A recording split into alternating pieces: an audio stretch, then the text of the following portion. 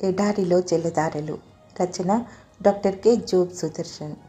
తన ఇల్లు విడిచి తిరుగువాడు గూడు విడిచి తిరుగు పక్షితో సమానం. సామెతలు 27:8. హైవే పిచ్చోళ్ళు అనేవాళ్ళు ఉంటారు. విజయవాడ నుండి ఏలూరుకి, కర్నూలు నుండి హైదరాబాద్కి రాష్ట్ర రహదారులపై పగలనక రాత్రనక నడిచి వెళ్ళిపోతుంటారు. నల్లగా దుమ్ము పేరుకుపోయిన ఒళ్ళు, జడలు కట్టిన జుట్టు, చినిగి చివికి పేలికలైపోయిన బట్టలతో ఒంటరిగా ఊర్లు నడిచి వెళ్ళిపోయే వాళ్ళని నేను చూస్తుంటాను. వీళ్ళకు నేను పెట్టుకున్న పేరు హైవే పిచ్చోళ్ళు.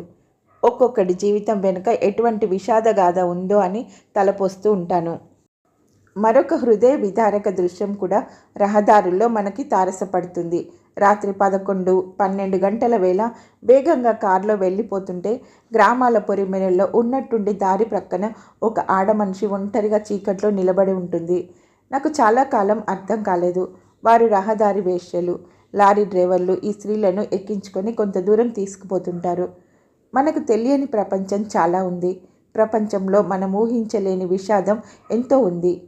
పిచ్చి పట్టడం వల్లనో, పడుపు వృత్తికో, మరింకెన్నో కారణాల మూలాన ఇల్లు విడిచి తిరుగులాడే దీనులు ఎంతోమంది ఉన్నారు. ఇంట్లో వ్యసనాలకు బానిసైన తండ్రి పెట్టే హింసకు పారిపోయి నగరాల్లో, స్టేషన్లో, వంతెనల కింద నివసించే బాలబాలికలున్నారు. తల్లి గోముగా గోరు ముద్దలు పెడుతుంటే తినకుండా మారం చేసే పిల్లలున్న ఈ లోకంలోనే పారేసిన, కుళ్ళిపోయిన, కంపు కొడుతున్న వాటిని ఏరుకొని ఆబగా తినే చిన్నారులు ఉన్నారు. గదర ప్రాంతంలో సమాధుల్లో సంచరించే వ్యక్తి దయ్యాల సేన పట్టినందున ఇల్లు విడిచి ఆరు బయట ఉంటున్నాడు. ఎన్నెన్నో కారణాలు. ఒక గదో 10 గదిలో తనకంటూ ఒక ఇల్లు ఉండడం ప్రతి వ్యక్తికి జన్మ హక్కు. లేనిపోని ఆకాంక్షలతో, విపరీతమైన కోరికలతో ఆస్తి పంచుకొని ఇల్లు విడిచి వెళ్ళిపోయిన యువకుని విషయం మనకు తెలుసు. సరే, ఇక్కడ ఇల్లున్నా లేకపోయినా పరలోకంలో చాలా ఇల్లున్నాయని మన ప్రభువు చెప్పాడు. వాటిలో ఒకదానిపై నీ పేరుంటుంది. ఇది నిశ్చయం. ఆ తండ్రి ఇంటికి చేరేదాకా ఇక్కడ ఇల్లు విడిచి తిరిగే నిర్భాగ్యులను తలుచుకుని ఒక వెచ్చటి కన్నీటి బొట్టు నీ కన్నుల్లో నిండదా? అలాంటి వారి కోసం మనమేమన్నా చేయగలమా?